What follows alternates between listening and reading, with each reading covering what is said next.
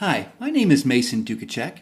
I'm a business consultant and co-author of the book Sales Utopia: How to Get the Right People Doing the Right Things Enough Times.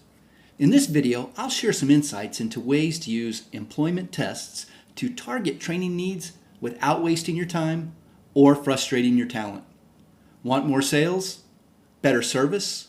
More production?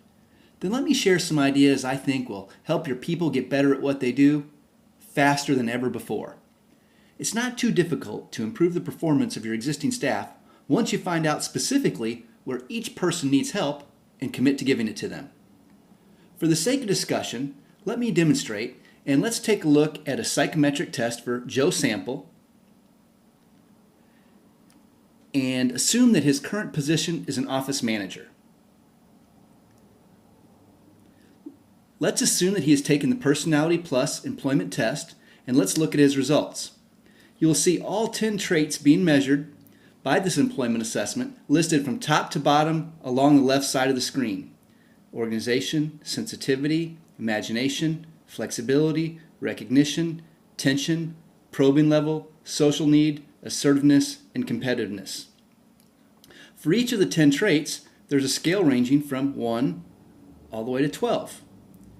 The green bar, that reflects the range of behavior, a target zone if you will, that is ideal for each trait in this specific position.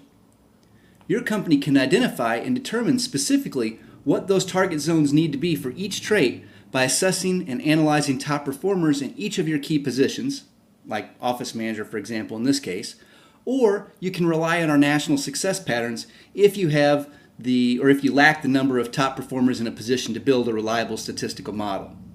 See, there's all the green target ranges for each of the traits. Notice there's a dot in each scale. There.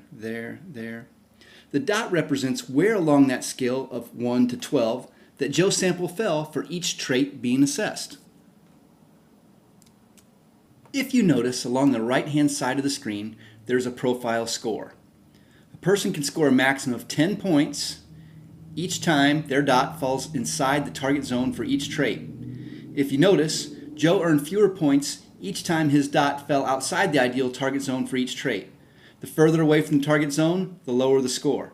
Notice how his dot fell inside the desired range for sensitivity and inside the target range for imagination, and he got 10 points.